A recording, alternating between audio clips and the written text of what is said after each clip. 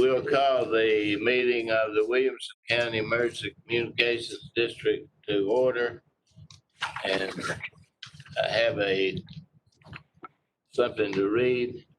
This meeting is being held pursuant to Executive Order 16 of the Governor of the State of Tennessee.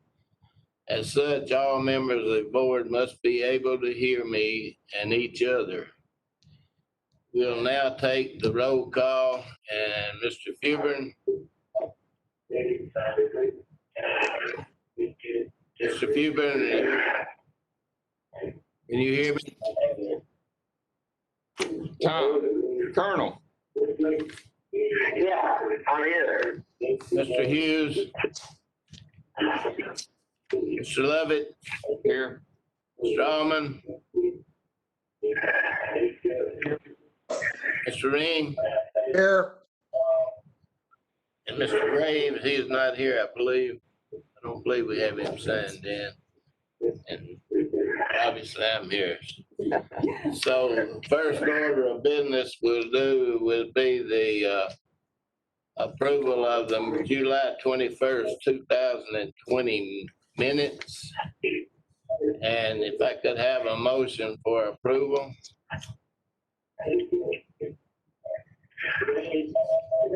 So I move approval of the minutes is distributed. All right, we have a motion to approve. Is there a second? Second. All right, I have a motion and a second. Any additions? Corrections? All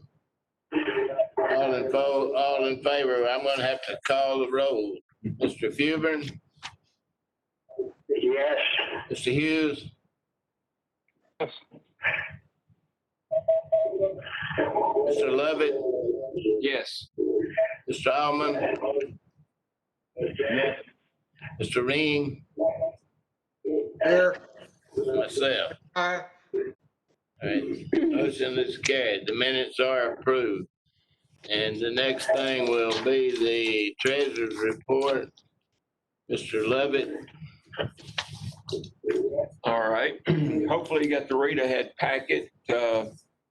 And I'm gonna turn it over to Miss Amy, who's got all the information in there. Thank you, Mr. Chairman. Thank you, Alan. Just a few moments ago, I sent out an email with the budget amendment that we need to do for fiscal year 20. During the audit process, the auditors found that the $410 and line item 4204 was not deducted from the change in net assets. So the first page I sent out was what we approved on June 23rd. The second page is what it needs to be as of today. So in June, the change in net assets was $11,135. And as of today, it should read $10,725. So we need to get that approved. Okay, you heard, is there any questions of Chris, Amy, before we move forward? Is there a motion to approve the amendment?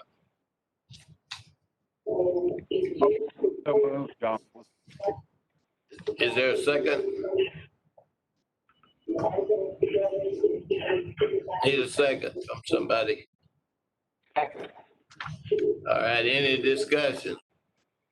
All right, we'll call the roll again. Mr. Fubern? Yes. Mr. Hughes? Yes. Mr. Lovett?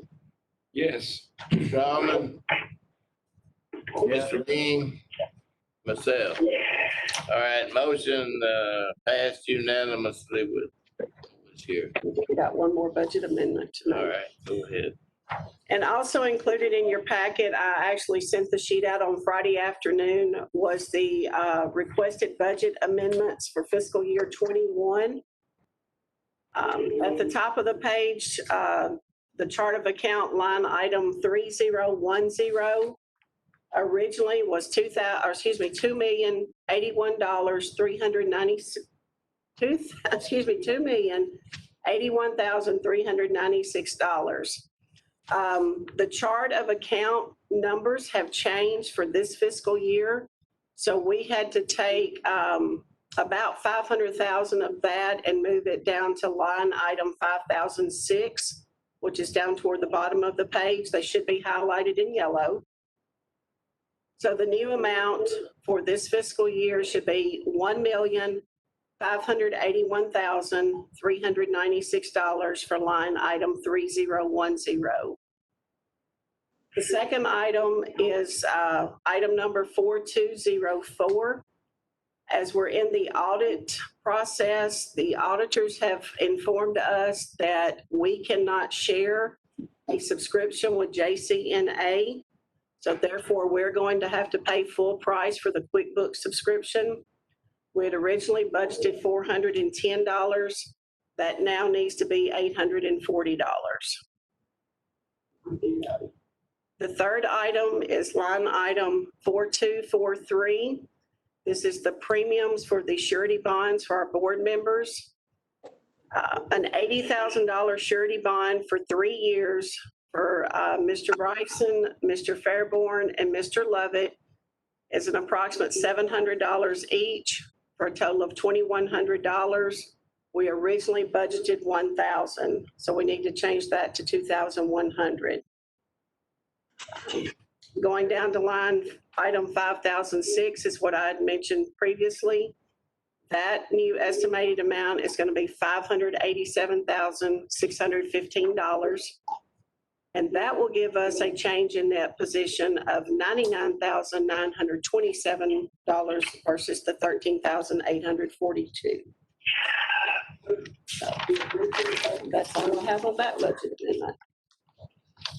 Anybody have any questions on that? Is there a motion for approval? Move to approve. Have a motion for approval. Do we have a second? Second. Any further discussion? All right, Mr. Fubern. On a roll call vote, Mr. Fubern, Roll call vote on the, Mr. Hughes, Yes. Mr. Lovett, yes. Mr. Alman, Yes. Mr. Ring. Aye. All right, unanimously approved.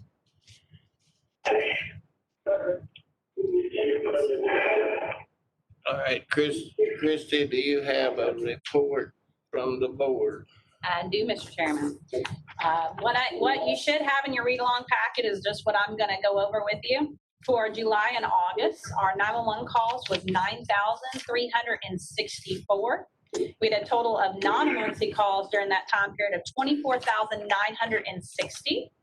And dispatch calls for service was around 18,568. I did include a couple of charts just to show you how the call volume has been going. This is 911 and non-emergency calls. As you can see, at the start of COVID and when it was really high in April, our call volume really dropped during that time. People were staying at home. They were not going out seeking the care I think that they needed at that time, and so they were not calling. On the second page for staffing, we do have a few changes on that. Operations is currently 9 positions short. We're 49 of 58, not including, we do have 2 part-time personnel. That leaves us, this is going to be a change from what you have in front of you. We're actually 9 telecommunicator positions currently vacant. Our training and QA coordinator, we offered someone yesterday, and that's going to be Jonathan Hobson. We anticipate we had 1 resignation effective early September, and we anticipate filling some of these vacancies, all of those vacancies through December and January. Some of these were due to some internal promotions. We do have all of our positions for admin filled at this time. Just to show the breakdown of our call volume for 911, again, it was 9,364. For landline, it's 735. Most of our call volume comes from wireless, which was 7,921. 662 of those were VoIP and 46 were unclassified. I do have a correction. I seen a typo in the non-emergency. It was from the first page, 24,960. We receive about 92% of our calls on 911 from cellular or VoIP phones. Those are significantly harder to locate than traditional landlines. This is above the state national average of about 70%. So a lot of our calls come in for about 92%, like I said. Do you have any questions for me at this time? All right, that's all I have, Chairman Bryson.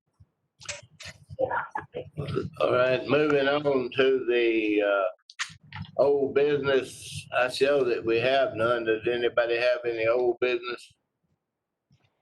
Moving to new business, we have a new operations manager, I believe, and Christie is going to introduce her. I am, so I guess I'm not finished.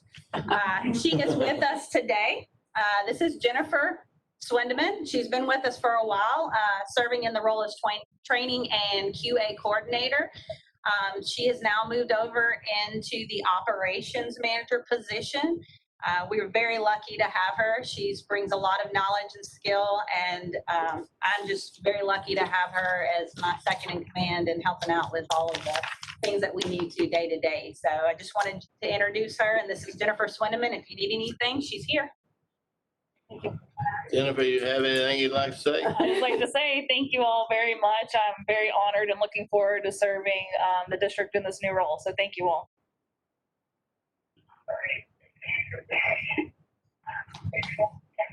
Okay, we moving on from that to public records policy. I think Mr. Young's. Mr. Young. I guess our legal counsel, Mr. Young, who's checked in, looks like he's gonna answer that. Kenny, go ahead.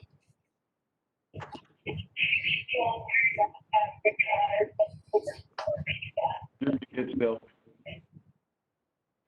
Okay, Ken, you're muted in WebEx.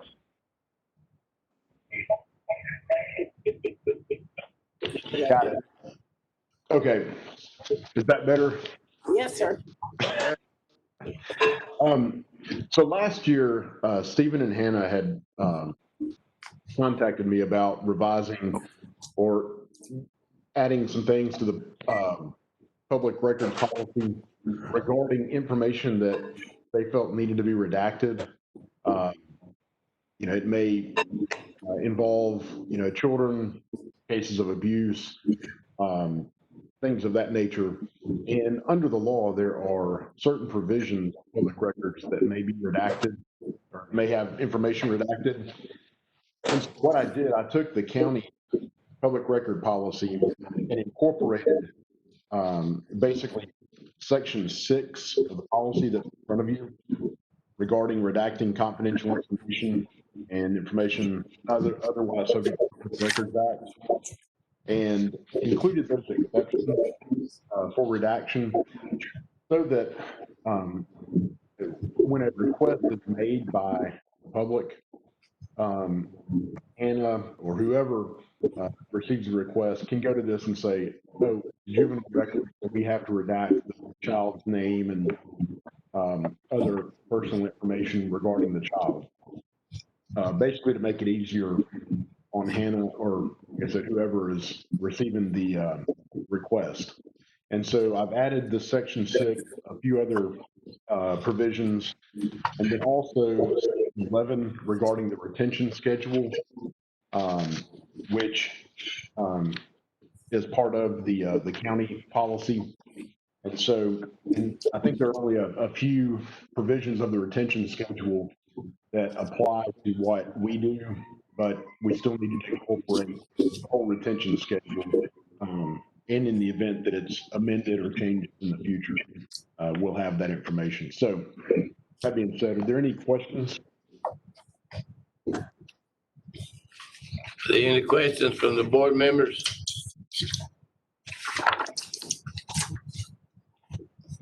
So we just need to pass this, Kenny. Is that? Yes, sir. All right. Is there a motion for approval of this? Or first off, do you have any questions? All right. Is there a motion for approval? So moved. We have a motion to approve it. Is there a second? Second by John Alden. Okay, Mr. Alman. Any questions or discussions before we vote? Okay, Mr. Fubern?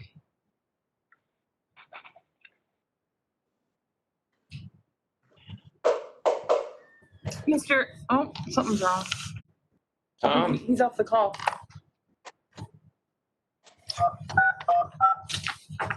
Seven, nine, one.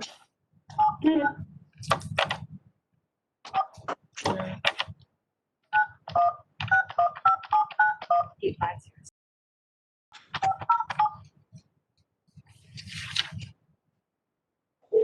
Doesn't even make sense.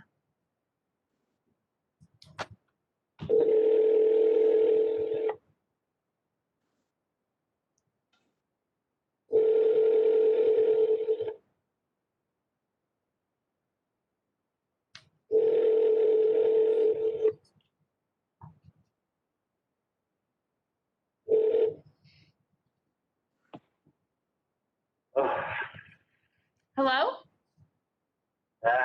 Did we get you back?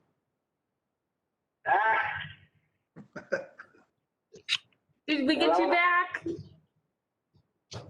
ECD board meeting? Yes, I got through all of it. Oh, we still have a section to go over. Did you hear about the, the retention policy? Yes, I read through the whole policy and had no problem with it. Okay. Okay. All right, we're voting on it right now.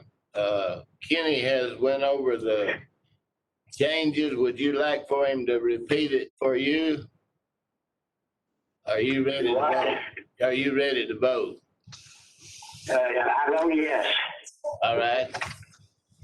Mr. Fubin votes yes. Mr. Preston, Mr. Hughes, Yes. Mr. Lovett, Yes. Mr. Almond, Yes. Mr. Ring, Aye.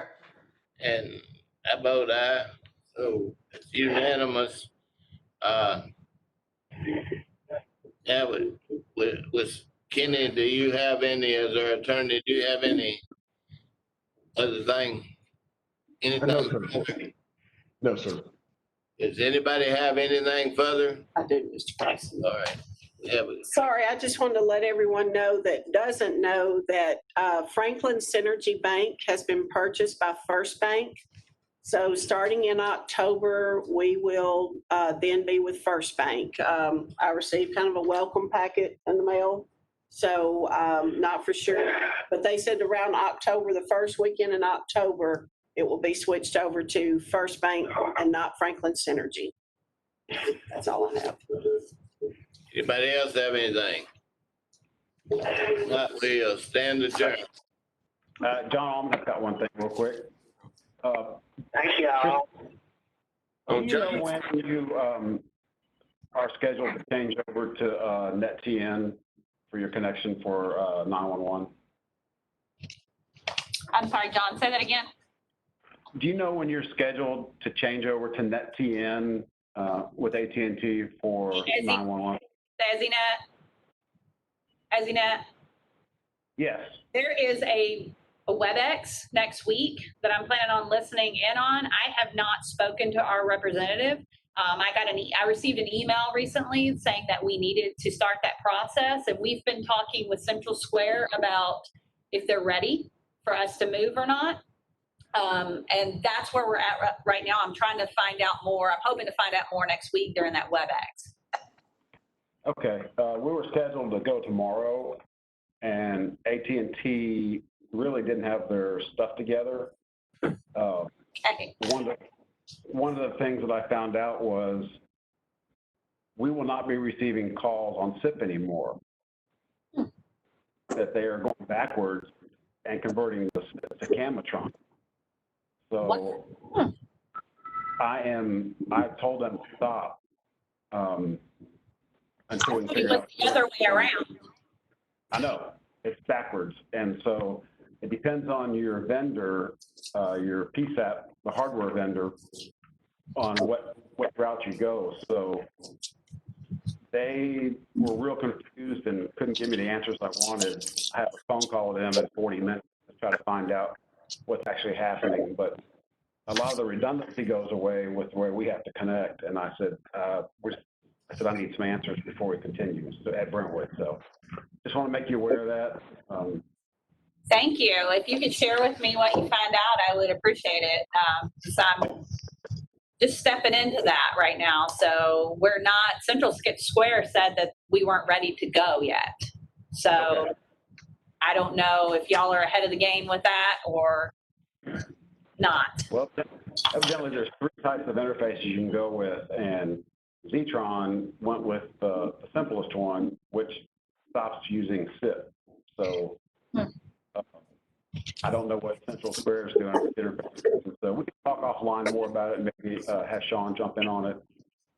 Yeah. But I wanted to ask and see where you're at and just kind of pass that information along to you. We haven't stepped forward. I was hoping to find out more next week and then reach out. And I've already reached out to Central Square, and they seemed a little bit confused on it. So we'll be moving more forward with more conversation. Sounds good. Thank you. Thank you. Thank you, John. Anything further? If not, we stand adjourned.